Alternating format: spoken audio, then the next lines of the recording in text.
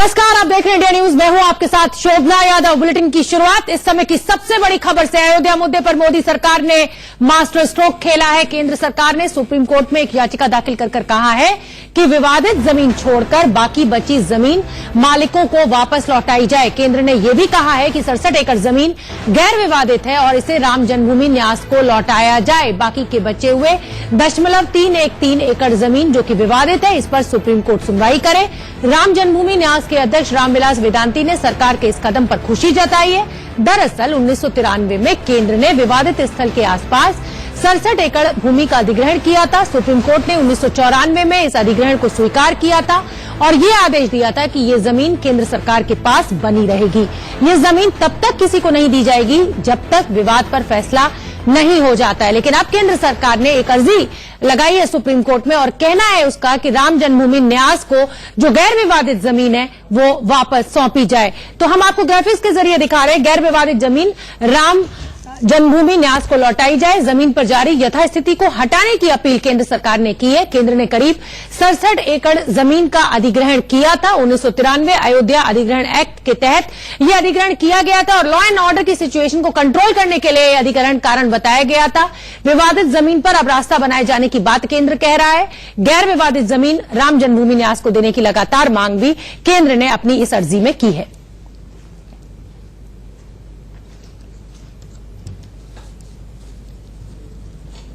केंद्र सरकार ने जो सुप्रीम कोर्ट में अर्जी दाखिल की है, जो डिस्प्यूटेड लैंड से अलग हटकर जो लैंड है उसको वापस किया जाए, जो एक्वायर्ड लैंड है, हम ये समझते हैं कि बहुत अच्छी पहल की है, क्योंकि उस लैंड से कोई डिस्प्यूट नहीं है किसी भी तरह का और डिस्प्यूटेड लैंड बहुत थोड़ी सी है।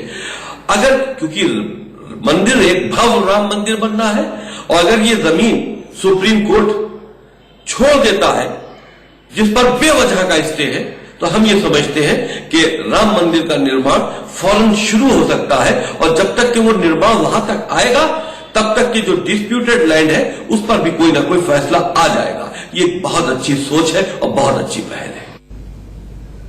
तो वसीम रिजवी को आपने सुना, मुख्यमंत्री योगी आदित्यनाथ ने भी इस पर बयान दिया है, वो भी सुनिए।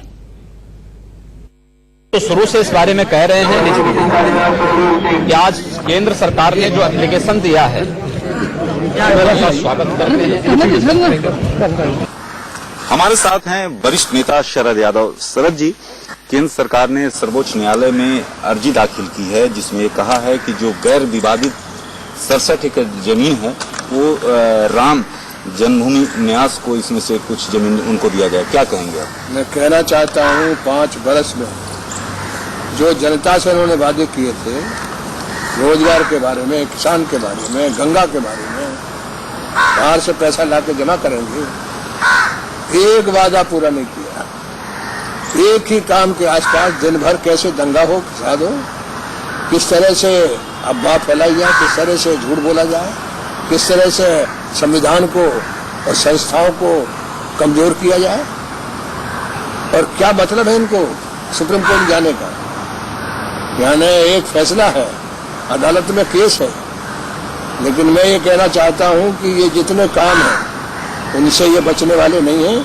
आने वाला समय एक ही रास्ता है, देश के संविधान को, लोकतंत्र को बचाना है तो इनको सरकाना है, इनको हटाना है, 19 में इनको नमस्कार करना है। शरद जी, इसका मतलब ये साफ है कि सरकार जो है विवादित जगह को छोड़कर बाकी के हिस्से में राम मंदिर का निर्माण का रास्ता साफ हो। ये वो दूसरा काम ही नहीं है। मैं ये कहना चाहता हूं कि मंदिर मस्जिद हिंदू मुसलमान के सिवा उनके पास कोई मुद्दा ही नहीं है। एक बार जो लोग और चुनाव लड़े हैं मुद्दों पे, लेकिन उनके अंदर मन में यही है, इसके चलते जो है वो सोचते हैं कि हमारी पार्टी का सबसे बड़ा एजेंडा इनका ये है कि ये भारत की जो विविधता है, भारत का जो हर तरह का कंपोजिट कल्चर है, उसे खत्म समाप्त करने पर लगे हुए। यानी भारत का जो प्रियम्बल है उसमें कंपोजिट कल्चर है और उसको नाश करने के लिए, उसको विनाश करने के लिए ये सारे काम यानी लगातार जब से आए हैं तब से वही काम कर रहे हैं। कैमरामैन गंगा के साथ राकेश कुमार सिंह, इंडिया न्यूज, दिल्ली। मैं तो सोचता थी आने वाली भी नहीं है, हम सीधा कंस्ट्रक्शन शुरू कर सकते हैं, और कोई सवाल उठाएंगे तो हम बता सकते हैं कि ये अनडिस्प्यूटेड लैंड था और स्टे में था, तो स्टे को हटा दीजिए। परंतु हमारी सरकार होने के कारण वो नियम के अनुसार पक्के होने चाहते हैं, तो उन्होंने ये कदम उठाया है। लेकिन काम तो शुरू हो जाना चाहिए। बस मैं सरकार को धन्यवाद कहता हूं कि आधा काम तो कर दिया, आप पूरा काम कर दीजिए। तो आधा काम तो कर दिया, पूरा काम करना है। हमारे सहयोगी आशीष सिन्हा हमसे सुप्रीम कोर्ट से जुड़ रहे हैं। आशीष, आपसे जानना चाहेंगे कितनी देर में इस याचिका के ऊपर सुनवाई शुरू हो जाएगी, पहला सवाल। दूसरा सवाल मेरा यह है कि इस्माइल फारूकी केस में सरकार ने ही एफिडेविट दिया था कि ये जो लैंड एक्वायर की गई है ये किसी भी धार्मिक इस्तेमाल के लिए इसका इस्तेमाल नहीं होगा, लॉ एंड ऑर्डर की सिचुएशन देखते हुए इसको एक्वायर किया गया है। अब अगर केंद्र सरकार ये याचिका लगा रही है कि इसको राम जन्मभूमि न्यास को दे दिया जाए, तो राम जन्मभूमि तो हिंदू पक्षकार है, तो फिर धार्मिक अगर रास्ता बनाया जा रहा है तो लड़ाई तो वहीं की वहीं है। देखिए शोभना, आज केवल केंद्र सरकार ने सुप्रीम कोर्ट में अर्जी दाखिल की है। दरअसल इस पूरे मामले की सुनवाई के लिए संवैधानिक पीठ ही इस पूरे मामले की सुनवाई करेगी, क्योंकि 2003 का असलम भूरे का जो जजमेंट है वो संवैधानिक पीठ का फैसला था और केंद्र सरकार उसी फैसले को यहां पर पलटना चाहती है। 1994 के इस्माइल फारूकी केस की आपने बात की, उसमें केंद्र सरकार ने 67 जो लैंड था उसको एक्वायर किया था, लेकिन उसी बीच वहां शिला पूजन की तैयारी चलने लगी, जिसके खिलाफ एक याचिका सुप्रीम कोर्ट में असलम भूरे ने दाखिल की 2002 में, और 31 मार्च 2003 को सुप्रीम कोर्ट के संवैधानिक पीठ ने फैसला सुनाया था और ये कहा था कि जो 67 एकड़ जो लैंड है, डिस्प्यूटेड लैंड जिसमें शामिल है, वहां पर किसी भी तरह की रिलीजियस जो एक्टिविटी है, यानी जो धार्मिक कार्यक्रम है वो नहीं होगा, ना ही शिला पूजन होगा, ना ही भूमि पूजन होगा। केंद्र सरकार ये कह रही है कि 1994 में इस्माइल फारूकी में सुप्रीम कोर्ट ने अपने फैसले में यह भी कहा था कि इलाहाबाद हाईकोर्ट के फैसले के आने के बाद केंद्र सरकार उस पर जमीन को वापस देने के लिए विचार कर सकती है, लेकिन चूंकि वो 2003 के असलम भूरे केस के बाइंडिंग वहां पर बाइंडिंग है, सरकार उसे नहीं दे सकती। इसलिए सरकार ये सुप्रीम कोर्ट से कह रही है कि राम जन्मभूमि न्यास जो सबसे बड़ी स्टेक होल्डर है, जिसका लगभग 42 एकड़ जो जमीन है जो एक्वायर हुआ है, वो अपनी जमीन को वापस चाहती है। ऐसे में सुप्रीम कोर्ट उसे अलाउ करे केंद्र सरकार को कि वो अपनी जमीन उन्हें दे सके। दूसरी अहम बात केंद्र सरकार ने ये बोली है कि पूरा जो विवाद है वो केवल 0.313 एकड़ का है, और अगर ये जो जमीन दी जाती है तो उससे 0.313 पे कोई प्रभाव नहीं पड़ेगा। वो जो भी केस जीतेगा उसके लिए हम जो एक्वायर जमीन है उससे रास्ता भी बनाकर देंगे।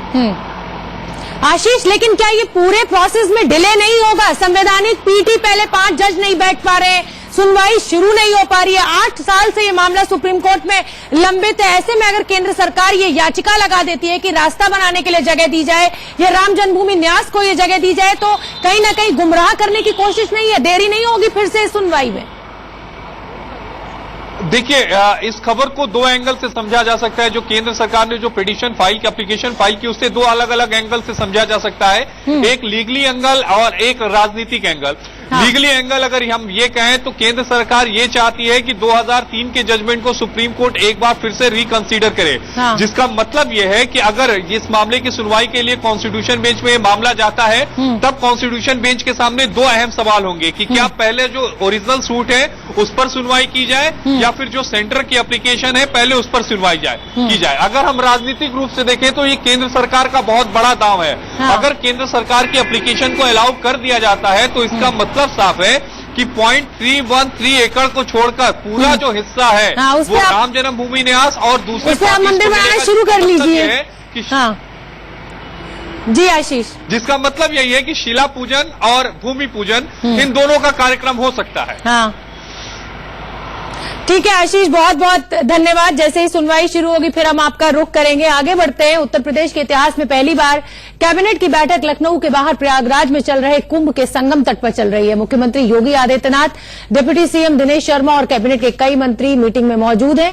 मेला क्षेत्र में बने integrated command and control centre में ये मीटिंग चल रही है।